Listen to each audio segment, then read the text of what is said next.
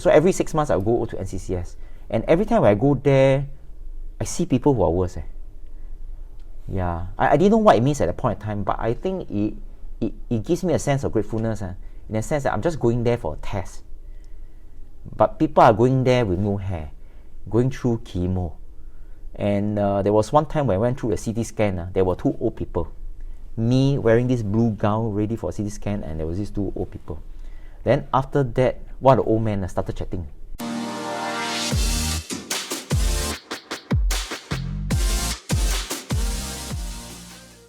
Hey everybody, welcome to Live Your Legacy. The goal of our show is to help you live your own legacy by connecting you to people and concepts that have made a tremendous impact on the lives of others.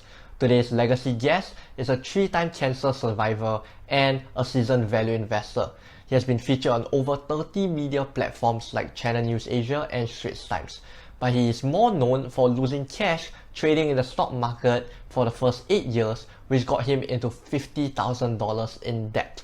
And then he spent the next 15 years of his life dedicated to value investing and building a multi-million-dollar investment portfolio. He is the founder of Kinesis Investment, which aims to educate others to become a better investor, which allowed him to train over 50,000 people in 11 countries just on value investing. And he did all of this while sharing the same stage as Sir Richard Branson, Robert Kiyosaki, and many more. He donates part of his company's profits to set up a fund to help financially challenged students to attend university.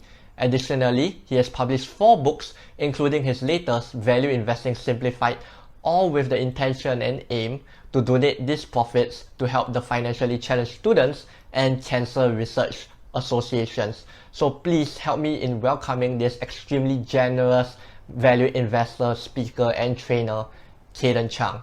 Okay, hi guys, today's legacy guest is Cayden Chang. So, Cayden, welcome to the show. Yeah, it's okay. Okay, something really interesting when I was researching up on him was the fact that I found out this story where you said that you, when you were born, right, there were 5 people in a 1 single bedroom apartment. And you were so financially challenged that your mom actually wanted to sell you in exchange for food. Yeah, right? for And food, you were, it was that bad until you couldn't afford like a hamburger, even if it was a special occasion.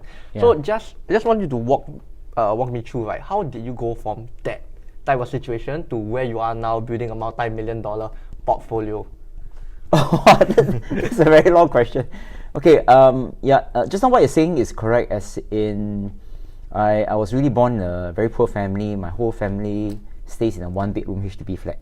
And right now, the interesting thing is the apartment is still there. It's Block 44, Bill Crescent, somewhere near Tiong Bahru MRT. Yeah, very interesting. And the house is really small. So my father worked as a fishmonger, my mom as a full-time maker. I mean, in the early days, our life is really quite simple. But because when I was young, I don't understand this word poor, because I was born like that, including my brothers. So my mom specifically, she always said that, we need to study very hard, go to the university, and then of course she will compare during her era, I don't even have a chance to go to school. So to her, going to school is the important key to success. Yeah, but of course, making reference to her era, I think what she says is correct. Yeah, but unfortunately, I'm not the very smart type. I'm not the academic type. So I went through PSLE like most of the Singaporeans, O-level. My O-level is just average. Yeah, so eventually I got into ACJC because my result wasn't that good and wasn't that bad, somewhere in between. So I went to ACJC, and ACJC was the closest to my place during that time. Yeah. So when I went to Anglo Chinese Junior College, I didn't know that the culture was very Angmo. Yeah, I'm quite China, you see. So I speak Mandarin, I cannot speak English very well. So when I went over there, it took me about 6 months to realize that I appear to be different. Like the rest, the Angmos one, the rich people, ACJC being ACJC, rich people. So I felt like I'm being ostracized. So I think after the first 6 months, I felt something wasn't right. Emotionally. Then after that, I got into bad companies, unfortunately. Yeah, I hang out with people who don't study, we skip school. Whenever there's school, we can play bowling. And an interesting thing is the people, the so-called the inverted commas, the bad people hang out with are the rich people. Yeah, so if they don't do well, I mean, their parents can send them overseas. So how should I say, it's quite sad that I try to pretend to be like them, but I'm poor.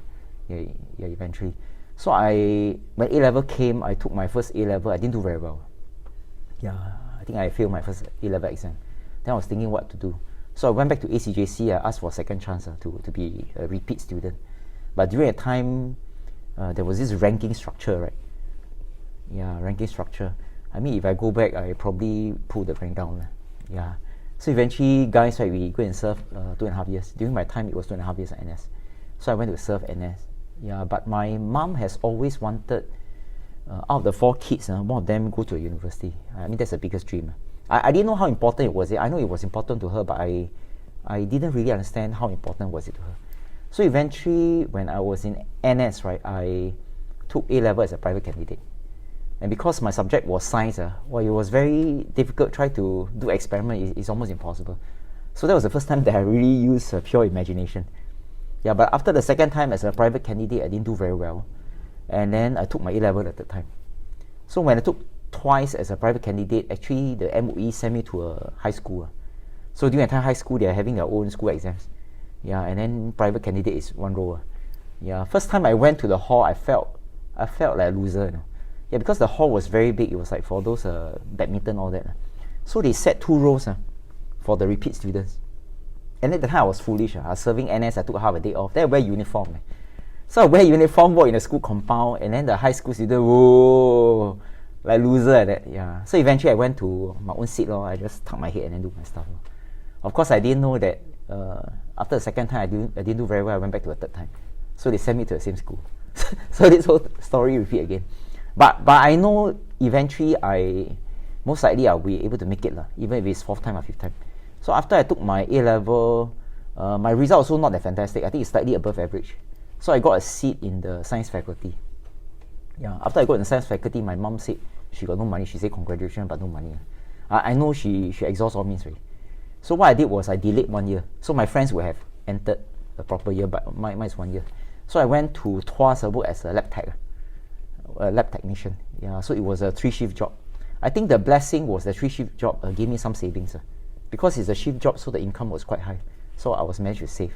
Yeah. But when I was in the lab, I got to learn that if we, how should I say, somehow our status in the society correlates with, it could be our educational qualification, it could be our money, it could be our fame and status. Unfortunately, that was the reality. Yeah, so I remember when I was there, right, I think I was a bit so-called bullied by one of the staff over there. Yeah, just because I said that I did very badly for my A-levels, I didn't get to university. Yeah, but I tahan for this 1 year.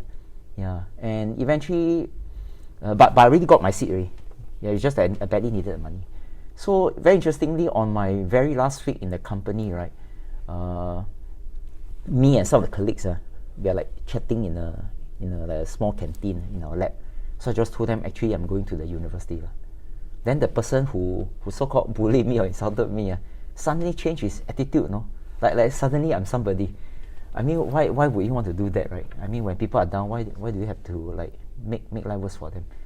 Yeah, so I think along the way I also learned some lessons is in life we'll go through good times and bad times.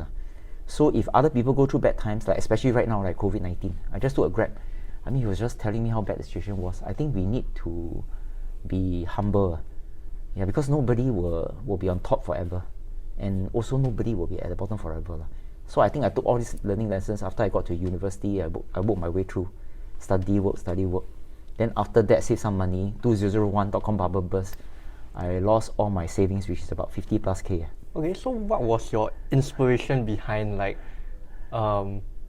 suddenly wanting to like, gotta go work, and then after that building and investing? What was the inspiration like suddenly, I gotta do that, right? I think it's sometimes hard for people to break out from that area. You get what I mean? Yeah, sometimes it's too variable. One, I think is, for my case, I think it's desperation.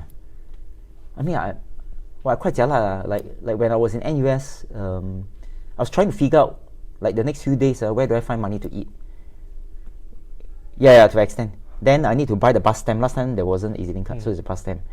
Then I got no money to buy textbook, so I had to rush to the library to go and borrow textbook. But science library only got 2 reference book. So it's all these things sometimes force people to work hard. Yeah, because you got no choice. I mean, that applies for the same in this current context. I mean, the government asked driver to go and become delivery man. Yeah, I'm not sure how they feel. I mean, if they need to take care of family, I'm quite sure they will do anything. So I think first thing was it's really desperation. And then the second thing also maybe pride. So it was a desperation and also pride. The pride is because when I grew up in a one-bedroom HDB flat, my mom, unfortunately, she has a bad habit of nagging. So she always nag, say, you see, your father is a fishmonger, you see, the whole entire family being looked down by people. You must study hard, go to university, prove a point. I think partly also brainwashed by her. Yeah. Then after that, the desperation, right, plus her nagging in the early days, I just have this feeling that I need to prove a point. But of course, I didn't know prove to who, is it prove to myself? And of course, in the early days, I was very naive. I mean, we don't talk about things like, like now people always like to talk about, millionaire, multi-million. No. It was just to make sure that we could get by with life. Yeah, I never thought that I want to make a lot of money, but I just want to prove the point that eventually I can survive this. Okay. Okay. Sounds quite sad. No, it's not. It's not. I think, thanks for sharing this. Maybe it's a bit personal. So tell me about the time, I think you were going on about it, you were going to go to the dotcom burst, right? Where you lost 50K, right? So what made you, after you burned 50K, what made you still bounce back into the stock market after losing 50? Like 50K is a lot, right? As in, if someone lost 50K, they'll probably be like, okay, I'm not going to touch it any longer. Yeah. So what made you decide to, okay, I'm going to give it a shot again? Sure. During a time, I mean, for the audience for watching this, for some of them, maybe 50K is not a big deal. But at that point in time, 50K was all I have. And 50K, I mean, sounds like it's just a number, but I worked very hard to save that 50K. It was like daytime. I have a job, like I finish work at 6, I have to rush to the tuition center at 7:30, then I have to teach, and then all the way, by the time I reach home, it'll be 12. And then if I couldn't get an assignment at the tuition center, I work one-to-one. You know, like in the early days, it's quite popular that we teach smaller kids giving tuition. So this thing is not just like 1 day, 1 month. It's close to 10 plus years, So I have no life. I mean, don't talk about having a girlfriend, or having a life. Every day I was just like a working machine. So in 2001, when the dotcom bubble burst, I think other than losing the 50K, I felt totally destroyed. Like my self-esteem went to zero. And then as I look back, I was thinking, oh, my goodness, all my years of hard work, right? Then I start to think that maybe life is a bit unfair. Yeah, but again, I mean, I cannot blame life. I mean, it goes back to me. But of course, one of the key reasons why I lose money was because I speculated, believing that investing was just trying to get stock price. So after I lost that money, I think going back to your question, right, was again desperation, because I need my wedding dinner was very close. So I need to find money. So I got no money, right? So eventually I had to tell my girlfriend the truth. And I think I'm quite lucky. I think one of the best things that I ever had was to marry my girlfriend, who is now my wife. Yeah. So she lent me the money. Again, desperation. She lent me the money, so I pay off. After I pay off, I was thinking, how should I say? Same thing, back with pride. Pride. And this one small incident was, wedding is, how should I say, the friends come, everybody happy, celebrate, yam sing, all this. But my mind wasn't about the wedding. My mind was what happens after. Yeah, because my bank was kosong, no money. So what happened was, after our wedding, right, the restaurant manager came. He wanted me to pay the bills, and he showed me the invoice. Yeah, so I wrote a check. Right now I can tell a story because over it, but turning back then I cannot say. So I wrote an empty check. First time in my life, that was my first empty check, and luckily that was my last one. So I wrote an empty check. I can't remember how much is it. I passed it to the restaurant manager. Of course he doesn't know that inside the bank was empty. Next day, after that at night we count the ang pao money. Me and my wife desperately count ang pao money because she broke, I also broke. Count ang pao money, not enough. So about 1+ a.m. Can you imagine that her parents allow her daughter to marry me? And at 1+, when the wedding just over, right, I have to call her parents, But of course I didn't recall because I got no face to call. So my wife go and call. And then when her mom picked up the phone, she knows something is not right. I mean, after wedding, it should be a happy occasion. Why would you call me at 1+, right? So she called and then my mother-in-law immediately asked is it because money not enough? Well, I almost cried. Now I say I was almost, is it money not enough? Somehow she know that we are going through some trouble. So after that, my wife just told her we are short of this. Then next day morning, we quickly took the cash from mother-in-law, and then we quickly go to the bank. First thing, want to deposit. After that, that's how we paid the bills for the wedding. Then it's like after we get married, we're supposed to be very happy lah. But I put my wife into a situation, and then because of my own fault, and then I also put myself in a situation. I mean, this part is also the key reason of the so-called desperation or inspiration. Because I need to pay my wife back. I need to prove a point to my parents-in-law that when she let her daughter marry me, right, I could take good care of her. Yeah. But of course, like I say, I want to be a millionaire. No. It was just to make sure that we could get by. Yeah. Then everything's just one step at a time. There wasn't like $1 million dream. No, it was just to live. To survive. Okay, so yeah, that's how I got being broken down so much, right? And then to the, like what you say, desperation, right? Which I really agree, like some people really need that desperation in order for them to achieve something. So if you've already been scarred by the market of 50K, what was the step, right? What was like the significant step that made you go, okay, I'm gonna re-enter back into the market? Sure. There were two things I realized. The first thing I realized that despite the fact that I graduated at NUS, actually I have 2 bachelor degree and 1 master degree. I have to acknowledge that I wasn't that smart, at least in the world of investing, because my degree are all in science, biology degree. So I know that I'm ignorant, I'm zero, ground zero at investing. So I know that I need to learn something about investing and learn from someone. But I haven't figured out yet, but I know this is something I need to do.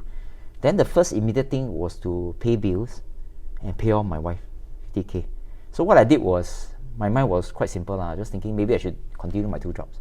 So I worked 2 jobs, right? A portion of that savings go on to pay my wife on an installment basis. Then a portion, right, is to pay my daily livelihood. And the last one is to figure out how to raise money. But before I raise money, I need to figure out how to learn. And I think I was quite fortunate along the way. It was just by chance, it wasn't our plan, that I met my ex-colleague. I was working as an employee, and my ex-colleague. So he has this book on his table.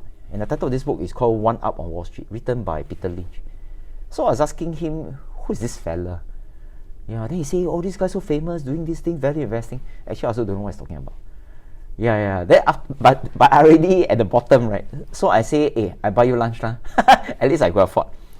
But that simple lunch or that curiosity, I think take a new detour towards a better life. So sometimes in life, I think sometimes we may meet some people, maybe like yourself or people who are watching this video. Maybe it's just a very simple gesture, right? And then something change, for the better. So what you're doing right now actually is a good thing. So I know that, okay, so that significant point was that Value One Up on One Up Wall Street by Peter Lynch. So then I understand that you flew all the way to Columbia University to actually learn from value investing, which is where Warren Buffett learned as well. Then what made you fly all the way there and pay for the course when you had that small budget? Like, I'm just very curious, like how, when you already got that small budget and you still fly over. Okay, I think during that time I was still slightly better.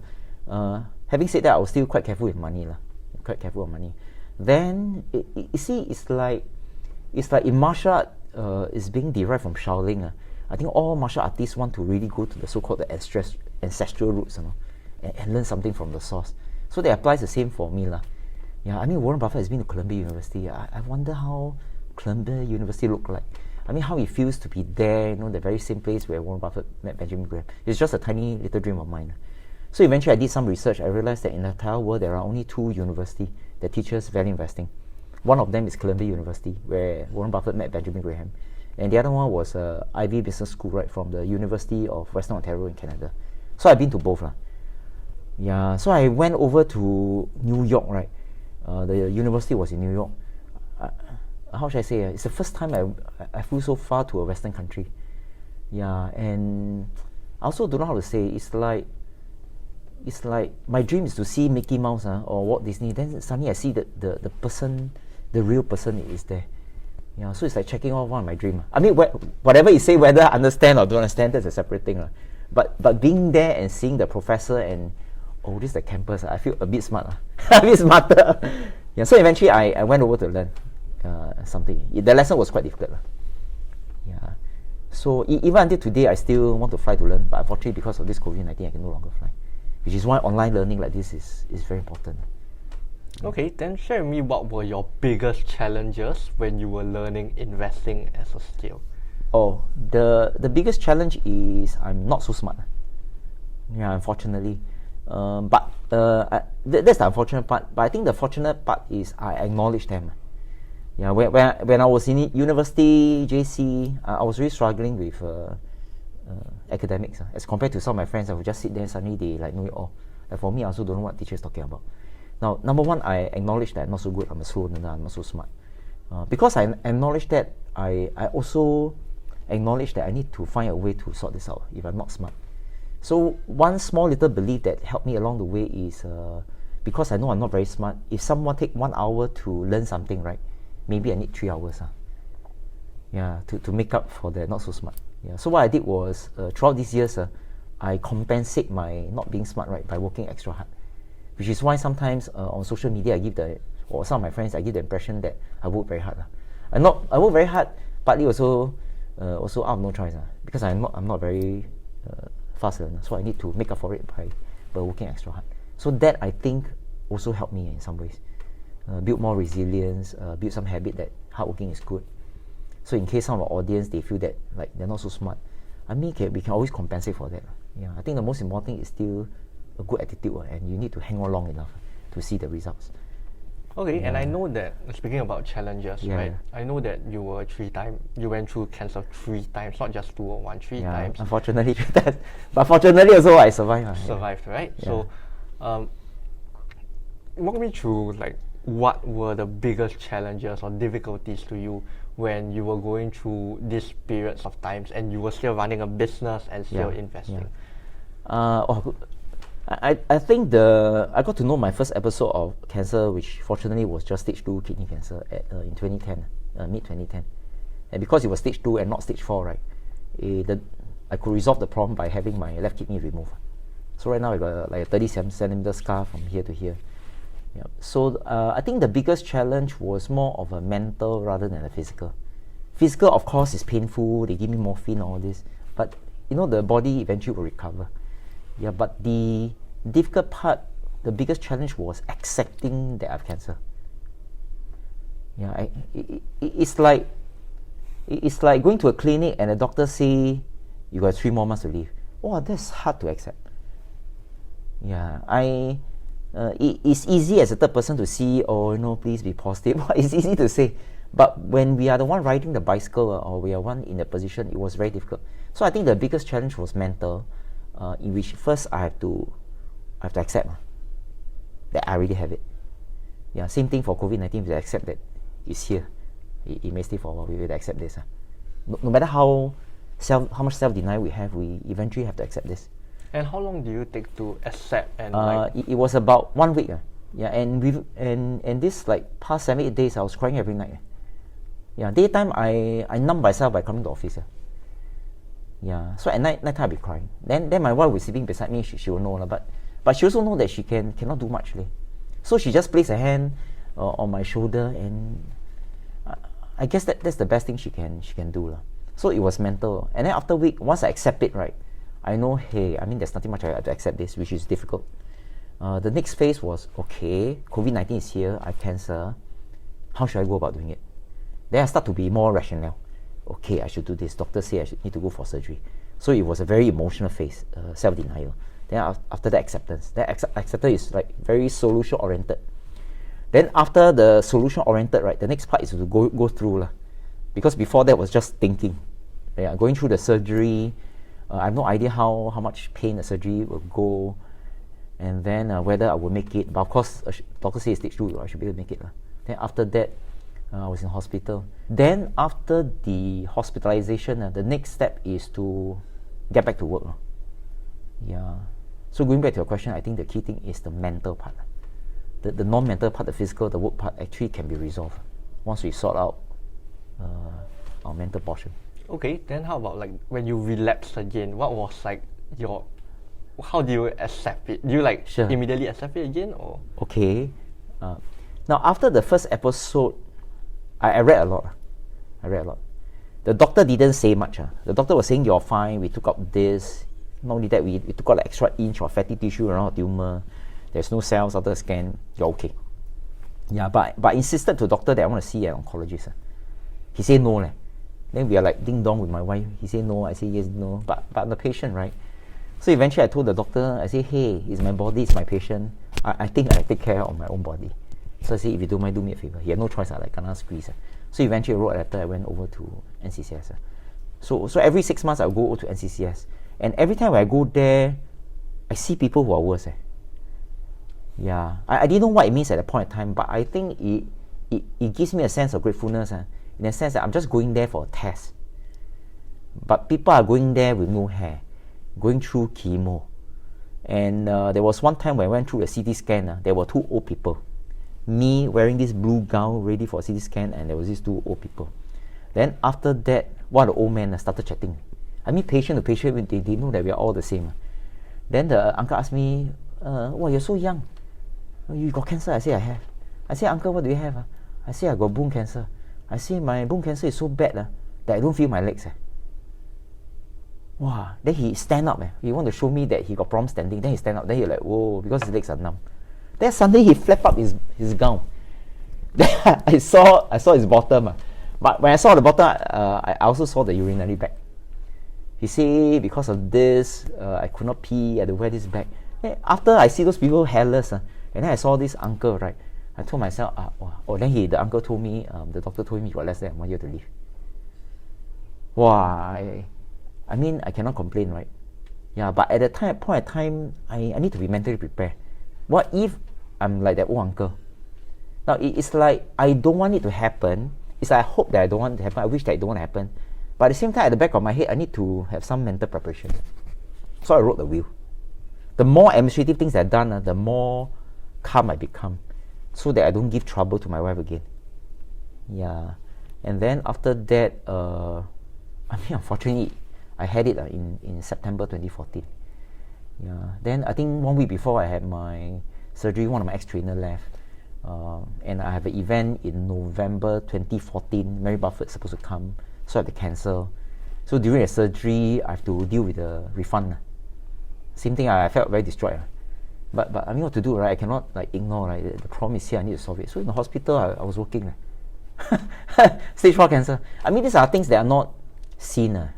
They only see me when I'm done with all this. Yeah. Then after that, I will postpone the event to the next May. But I think during this whole journey, I was quite supported with some of my graduates. The event I didn't do very well. I target 550, but I think 250 came. I have 250 bento box, which is a waste, so we assigned it to Ofo. So I didn't do well. In fact, I did very badly. Yeah. Then I sort of get back to my feet somewhere in 2015.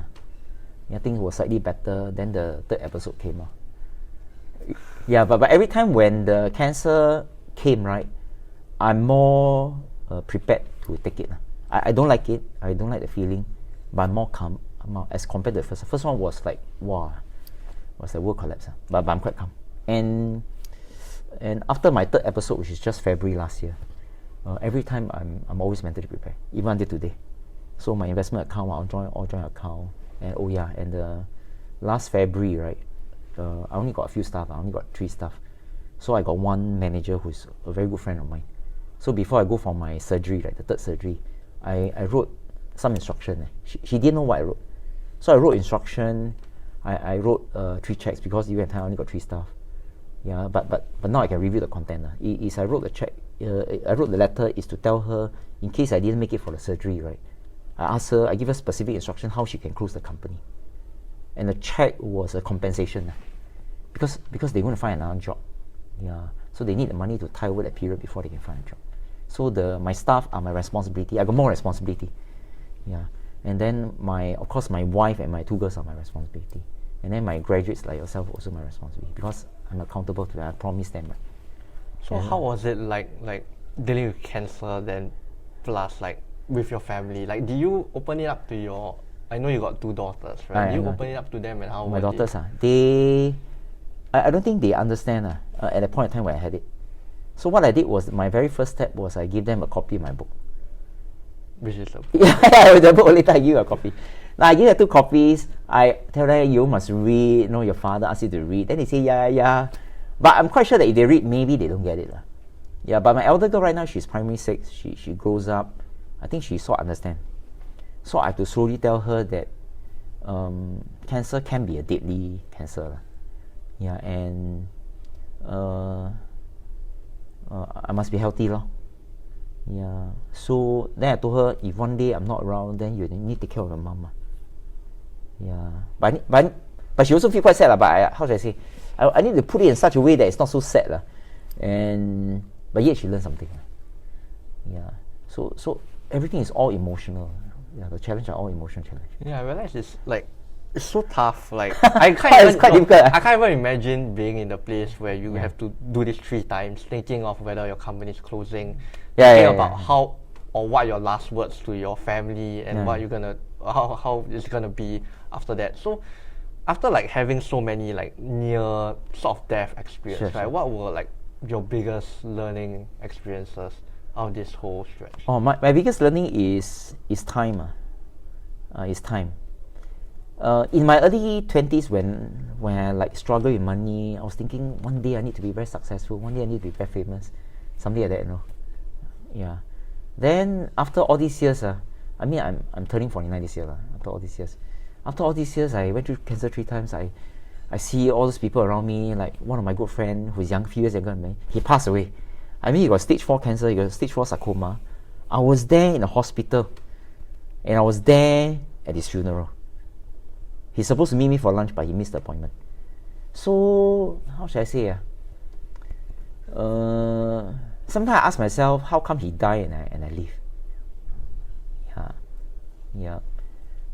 I mean, there must be some reason why. I'm a free thinker, but there's some reason why I live. Yeah. So right now I'm giving extra time. I do not know how long will I have my 4th one. I'm not sure. But I know as of today, I got today's time. Tomorrow I got tomorrow's time. So I need to make use of this time to do something meaningful. Yeah, and those meaningful things, as much as I can, I want to do as much charity work as possible. And it was also by chance that National Cancer Center of Singapore asked me to become the ambassador. I say, please tell me what you want me to do. Yeah, as long as I have time, I'm not traveling, I'll do anything. Yeah, so I was lucky to become the ambassador, so I frequently talk about cancer. So I'm very open about this. Yeah, so something meaningful in terms of charity, something meaningful in terms of my work. So I don't want to do things that I don't like. No point. Then the next one, ideally, I also want to hang out with people that I feel comfortable enjoying. Like I no need you to come and backstab me. I no need this kind of things at this point of my life. Yeah. So I just want to have a peaceful, positive environment. I think I'm quite happy. Yeah. Okay, so pointing back to your book of hope, right? Book of Hope. How important was it for you to have this thing called hope when you are during like your cancer relapse? I mean, my small perspective is, I have one graduate, right? Okay, I don't want to mention her name. She's 50 plus. 50 plus. She was my value investing graduate, and then one day she appeared inside my class for NLP. She said she want to join my NLP class. Then I say, what happened to you? How come you shriveled, you know? And she looked like she's just like having just bone and skin, a bit of flesh, and that's about it. I said, what happened to you? In my heart, I suspect she got cancer. Then she told, I just went through cancer, but I'm okay. Wow, then I was quite happy for her. Then unfortunately, because my course lasts about 3 months, during that time she has a relapse. Yeah. So back to your question about this hope, right? Is after she had relapsed, suddenly during one of the tea breaks, she said, Cayden, I've enough. I don't want to go through that treatment, chemo. I think I've enough. Wow, now I tell you, I was going to cry. Yeah. I don't know specifically what she's thinking, but I suspect maybe she either lose hope, or maybe she still have hope, but she just want to go. Maybe that will make her life a bit better. And then she has 3 kids. She lost 2 of her child. So I'm not very sure, maybe she want to join the 2 kids, so I'm not very sure. Sorry. Uh,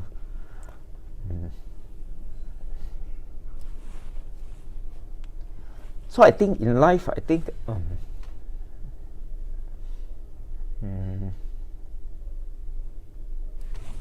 It's okay, take your time.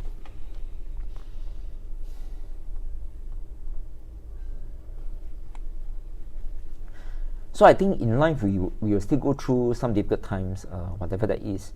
I think hope is important. So different people have different way of finding hope. Some people go to spiritual, they may go to a temple, church or whatever, which I think is important, so that they get some assurance, they get some hope. Some of the people may get some hope from science, from families, from whatever. So in simple terms, I think it's important for us to have hope and see and just imagine that this thing eventually will come to pass. This will be over. Yeah, like this COVID-19, we have to assume that one day it will come to pass. And what was your biggest hope back then when you had this relapse of cancer? Biggest hope? I have a reframe. My reframe was just telling myself that if one day I live through this cancer, I want to tell a story. Yeah. So 2014 September, after I survived the stage 4 cancer, I need to keep to my own promise, which is to tell a story. So now the question is how to tell a story, like how should I tell, right? Then I was thinking maybe I should write a book. Yeah, so that's how the book came about. Yeah, and like I say, I wasn't very academically very smart, so I write, I had to search for an editor because my Almo not very good. Yeah, but I think 9 months I got the book out, and I think I'm quite blessed. So in the sense that once the book was out, I told some of my friends, say, hey, I want to do this for charity, but I don't know what to do. Then also very strange one. Then I met the CEO of a Singapore Cord Blood Bank. She say, hey, our organization nobody know. Since you want to do charity, why don't you do it for us? Social media, you got your graduates. I say, why not? Then we do it. Yeah, so strange. When you have a very good purpose, you attract a certain group of people who say, Cayden, I want to support your cause. But in the early days, I don't understand this. Speaking about purpose, right? Yeah. What do you think was a purpose that kept you going and on and on? You talk about reframe, you talk about Sure. Pulling through, right? There must be a purpose, like what you say, that's driving you through. The purpose is I want to, if I want to be very specific, I want to help those cancer patients who are going through bad times. Yeah, some of the bad times may be emotional bad times. Some it could be monetary. Yeah, but setting out a fund is quite complicated. So my way of doing is to donate money to NCCS. So that's the money part. And then the emotional part is any events that they want. So I support through them. They are very experienced. So I become their labor and I'm okay. So my purpose is for cancer patient. Yeah. Okay, and I was searching up and I came across this Streets Live interview where the interviewer asked you a question of, okay, I can't remember what's the exact question, but I can remember you said the answer of, I want to be useful, and that's why I kept going. So what was the meaning to you of being useful? Okay. Okay. So let's say in the context of work, I think being useful is I serve our graduates. Like I told them lifetime and all this. Yeah. So then it's also to support my staff. Because in the early days I only got 3 staff. Now I got more staff. I mean, of all the companies they want to join, why join my small company, right? So when they join, I think I have a responsibility other than my family to take good care of them. Yeah, so being useful to them, being useful to my graduates. So that's in the context of work. In a family, I think being useful is I need to be a good husband, play the role of husband, and being useful as a father to my 2 little girls. So that's in the context of family. Then outside this work and family, I think it's my pursuit for charity. Yeah, that's why I told the senior manager at the NCCS, right? I say, tell me what you need. I want to make myself useful. But of course, during this journey, I didn't think too much about the word useful until sometimes people ask me. I just know that I need to do something. Yeah, and I think 1 year ago, there was one graduate who asked me, I can't remember exactly what he asked me, something along this line. Then I cracked a joke, which wasn't very funny. So I say, my value investing program, my class is usually full. I say maybe one day during my funeral, right, it will also be a full house. Yeah. So if during my funeral it's full house, I think I've been useful. Not funny, but yeah. And I'm quite sure you have probably, since you mentioned it, I'm quite sure you probably mentioned about, probably not mentioned, but you probably imagined about if your funeral was like, what would the people be saying? So what do you think your angle would be, of what would people say about you? I never thought about that question. But I hope, I wish that they would say that I have helped them in some ways. Yeah. That is for my participants. But I think my friends would be, I hope they will say like, I've been there for them during the difficult times. But most importantly, I think it's for my family. I mean, I hope my wife would say I've been a good husband, and my girls that said that I've been a good father, even though my time with them was short. I hope they say I did my best. Yeah. Okay, and before I ask my last question, where can these people connect with you or find more about you or learn from you? Oh, learn from me. Okay, so actually I've written this book. This is my fourth book, right? And this is my first book. Yeah, Do You Have What It Takes to Be Boss? This one was published, I also don't know when, but all the money was given to the Straits Times School Pocket Money Fund. Yep. Yeah, this is something that I'm very proud of. This was my second book. All the money was donated to National Cancer Centre, and a portion went to the Singapore Cord Blood Bank.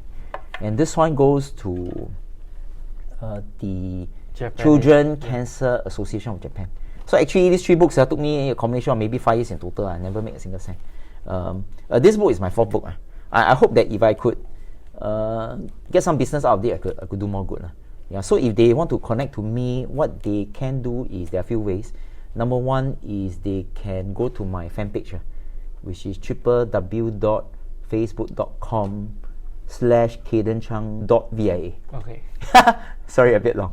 So CaydenChang.via. So that's one way they can send me message and so on. But if let's say they don't mind, they can also visit this website, which is valueinvestingsimplifiedbook.com. Okay. Yeah. So a small little charity is they can actually get this book for free. But they just help me pay for the delivery, so that I give you the book for free and then help me pay for delivery. And we deliver to anywhere on the planet. Okay, Yeah. great. So these are the 4 things they can connect with me. Okay, so my last question is, what is the meaning of legacy to you? And what is the legacy you want to leave in this world? I think the only legacy, so-called, to be left, right, one day if I'm gone, is if one day some people ask, do you know who is Cayden Chang? I hope people who know me will say, oh yeah, I know about him. He's so and so, and I miss him. Yeah. So if they say I've done something good and then they say they miss me, I think that's my legacy. Okay, great. Okay, so if I could spend the whole day with this guy, I would be asking him a ton of questions. Yeah, and you can see this is probably one of the most emotional episodes that I ever have, that I'll probably have. So I think really the biggest takeaway I can get from him is probably the lesson of really having a purpose and really knowing what you are going for, right? And I'm quite sure that that's why he wrote the Book of Hope as well. So thanks for tuning in to this podcast, and we'll see you in the next one. Okay, goodbye.